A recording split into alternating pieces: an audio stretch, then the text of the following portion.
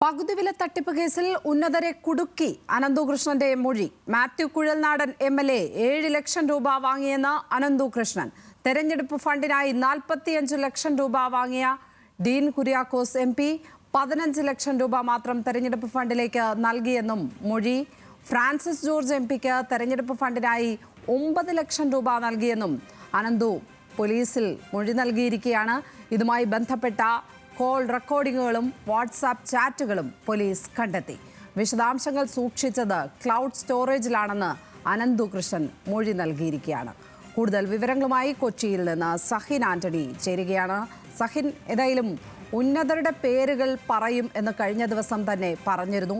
ഇപ്പോൾ അനന്തകൃഷ്ണൻ പോലീസിനോടാണ് ഇക്കാര്യങ്ങൾ വെളിപ്പെടുത്തിയിരിക്കുന്നത് എന്നാണ് മനസ്സിലാക്കുന്നത്. എന്നാൽ സംരക്ഷിക്കേണ്ടവരെ കൃത്യമായി സംരക്ഷിക്കുകയും ചെയ്യുന്നുണ്ട് അനന്തകൃഷ്ണൻ, അല്ലേ? അതുതന്നെയാണ് മനസ്സിലാവുന്നത് ലക്ഷ്മി പത്മ. അതായത് കഴിഞ്ഞ ദിവസങ്ങളിൽ ആരോപണ വിധേയരായിട്ടുള്ള ആളുകൾ ഇന്ന് അനന്തകൃഷ്ണന്റെ സംരക്ഷണത്തിൽ നിൽക്കുകയാണ്. അനന്തകൃഷ്ണൻ തന്നെ അവരെ സംരക്ഷിക്കുന്ന ഒരു സമീപനം സ്വീകരിച്ചിരുന്നു. ലാലി വിൻസെന്റ് ആയിക്കൊള്ളട്ടെ, എൻ രാധാകൃഷ്ണൻ ആയിക്കൊള്ളട്ടെ, ഇവരെല്ലാം ഇപ്പോൾ അനന്തകൃഷ്ണന്റെ ഗുഡ് ബുക്കിൽ കയറിപ്പറ്റി. എന്നാൽ ചില ആളുകളുടെ പേരുകൾ ഇപ്പോൾ പുറത്തു വന്നിരിക്കുകയാണ്. അതിൽ നമ്മളെ ഞെട്ടിച്ച പേരെന്ന് പറയുന്നത് മാത്യു കുഴൽനാടൻ MLAയുടെയാണ്. 7 ലക്ഷം രൂപ മാത്യു കുഴൽനാടൻ MLA കയ്യിൽ വാങ്ങി എന്നുള്ളതാണ് പറയുന്നത്.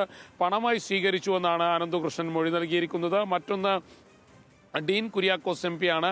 ഡീൻ കുര്യാക്കോസ് MP തിരഞ്ഞെടുപ്പ് ഫണ്ടിലേക്കായി 45 ലക്ഷം രൂപ വാങ്ങി. അതിൽ തന്നെ 15 ലക്ഷം രൂപയെ ഡീൻ കുര്യാക്കോസ് പാർട്ടിക്ക് കൊടുത്തുള്ളൂ എന്നുള്ള ഒരു ആരോപണം കൂടി അനന്തകൃഷ്ണൻ പോലീസിനോട് മുന്നിൽ വെച്ചിട്ടുണ്ട്. മറ്റൊന്ന് ഫ്രാൻസിസ് ജോർജ് MP ആണ്. അദ്ദേഹം 9 ലക്ഷം രൂപയാണ് തെരഞ്ഞെടുപ്പ് ഫണ്ടിലേക്ക് വാങ്ങിയതായി അനന്തകൃഷ്ണൻ മൊഴി നൽകിയിരിക്കുന്നത്. കൂടാതെ CPM നേതാക്കളുടെ പണം ഇടപാടുകൾ സംബന്ധിച്ചും പറയുന്നുണ്ട്. 25 ലക്ഷം രൂപ സഹകരണ ബാങ്കിലേക്ക് നിക്ഷേപിച്ചു എന്നുള്ളതാണ് അനന്തകൃഷ്ണൻ പറഞ്ഞു വയ്ക്കുന്നത്. മറ്റൊന്ന് യൂത്ത് കോൺഗ്രസ് നേതാവിൻ്റെ കൈവായ്പ വാങ്ങിയതാണ്. അത് വലിയ രസകരമായ തമാശ നിറഞ്ഞ ഒരു സംഭവം കൂടിയായിട്ടാണ് അനന്തകൃഷ്ണൻ പറഞ്ഞത്. 5 ലക്ഷം രൂപ പല ഘട്ടങ്ങളിലായി യൂത്ത് കോൺഗ്രസ് നേതാവ് വാങ്ങി. പിന്നീട് ഈ പണം തിരിച്ചു ചോദിച്ചപ്പോൾ അദ്ദേഹം പറഞ്ഞ മറുപടി, ഞാനൊരു രാഷ്ട്രീയക്കാരനല്ലേ, എനിക്ക് പ്രത്യേകിച്ച് പണിയൊന്നുമില്ല, അടുത്ത തെരഞ്ഞെടുപ്പ് വരുന്നുണ്ടല്ലോ, അപ്പോൾ മറ്റുള്ളവരിൽ നിന്ന് പണം പിരിച്ചു നൽകാം എന്നുള്ളതായിരുന്നു.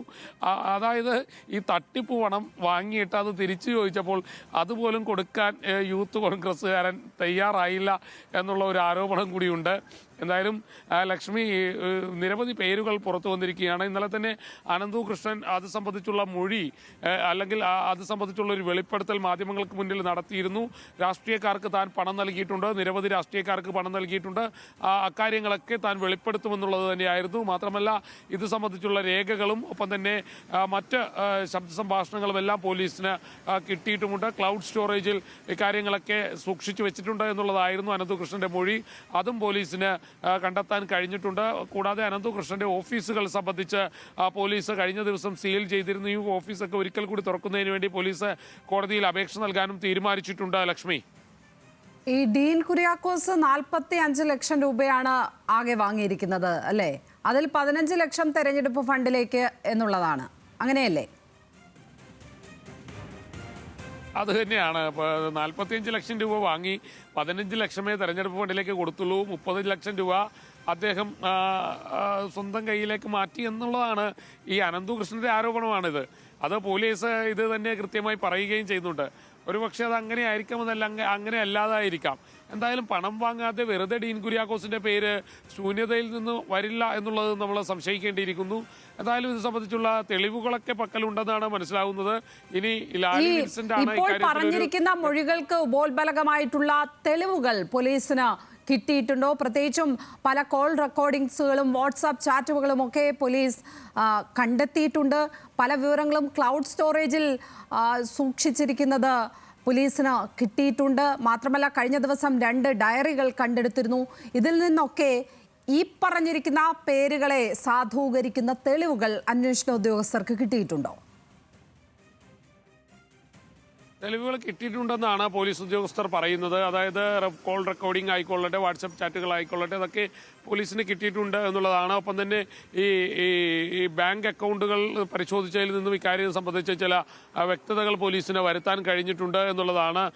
മറ്റൊന്ന്, ഈ പൊതുവെ കേരളത്തിലെ രാഷ്ട്രീയക്കാരെ ഇത്തരത്തിലുള്ള ഒരു ആരോപണത്തിൽ പെട്ടുകഴിഞ്ഞാൽ സ്വാഭാവികമായും അവർ പറയുന്ന രണ്ട് മറുപടികൾ. ഒന്ന്, സ്ത്രീകളാണെങ്കിൽ പ്രതിസ്ഥാനത്ത് വരുന്നതെങ്കിൽ അവരാണ് ഈ ആരോപണം ഉന്നയിക്കുന്നതെങ്കിൽ ആ സ്ത്രീകളെ മോശക്കാരികളായി ചിത്രീകരിക്കാനായിരിക്കും ശ്രമിക്കുക. പുരുഷന്മാരാണ് ഈ ആരോപണങ്ങൾ ഈ ഇത്തരത്തിലുള്ള പ്രതിസ്ഥാനത്ത് വരുന്ന ആരോപണം പറയുന്ന ആളുകൾ, അല്ലെങ്കിൽ ഞാൻ പണം നൽകിയിട്ടുണ്ടെന്ന് പുരുഷനാണ് പറയുന്നതെങ്കിൽ സ്വാഭാവികമായും രാഷ്ട്രീയക്കാർ ആ പുരുഷനെ കള്ളനായിട്ടായിരിക്കും ചിത്രീകരിക്കുക. ഇത് വരും ദിവസങ്ങളിൽ ഒരുപക്ഷെ നമ്മൾ ഈ അനന്തുവിൻ്റെ കാര്യത്തിലും അത് തന്നെയായിരിക്കും കാണേണ്ടി വരിക. ഇതൊക്കെ തള്ളിപ്പറയുന്ന ഒരു രീതിയിലേക്ക് രാഷ്ട്രീയക്കാർ പോകുമോ എന്നുള്ളത് കാത്തിരുന്ന് കാണാം. ലക്ഷ്മി.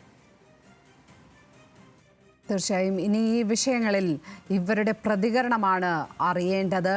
ഡീൻ കുര്യാക്കോസ് എന്തു പറയും? മാത്യു കുഴൽനാടൻ എന്തായിരിക്കും ഈ ആരോപണത്തിൽ, ഈ പറഞ്ഞിരിക്കുന്ന മൊഴിയിൽ എന്തായിരിക്കും ഇവരുടെ മറുപടി? ഫ്രാൻസിസ് ജോർജിന് എന്ത് മറുപടിയാണ് പറയാനുള്ളത് എന്നാണ് നമ്മളെല്ലാവരും ആകാംക്ഷയോടെ കാത്തിരിക്കുന്നത്. എനിക്ക് തോന്നുന്നത് PCR നിന്ന് ഇതിനോടകം തന്നെ ഇവരെയൊക്കെ പലതവണ വിളിച്ചിട്ടുണ്ട് എന്നുള്ളതാണ്. ആരെയും ഇതുവരെയും നമുക്ക് കണക്റ്റായി കിട്ടിയിട്ടില്ല.